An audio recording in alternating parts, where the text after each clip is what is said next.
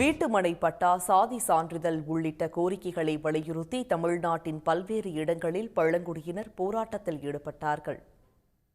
திருவள்ளூர் மாவட்ட பழங்குடியின மக்களுக்கு அடிப்படை தேவைகளை அரசு நிறைவேற்றித் தர கோரி தமிழ்நாடு மலைவாழ் மக்கள் சங்கம் சார்பில் ஆட்சியர் அலுவலகம் அருகே காத்திருப்பு போராட்டம் நடைபெற்றது.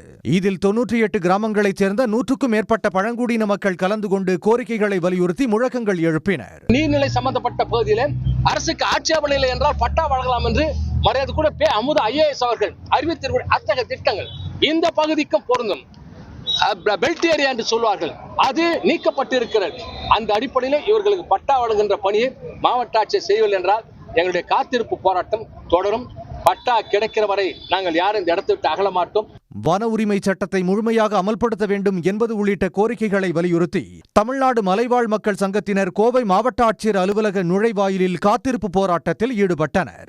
குடிமனை பட்டாக்கள் இல்லாமல் இன்னைக்கு சொந்த நிலம் இல்லாமல் மக்கள் புறம்போக்கு நிலங்களில் தங்கிட்டு இருக்காங்க. உடனடியாக அதை ஆய்வு மேற்கொண்டு உடனடியாக அவங்களுக்கு குடிமனை பட்டா வழங்கி 10 லட்சம் ரூபாய் மதிப்பில் வீடுகள் கட்டித்தரணும் அப்படின்னு கேட்கிறோம்.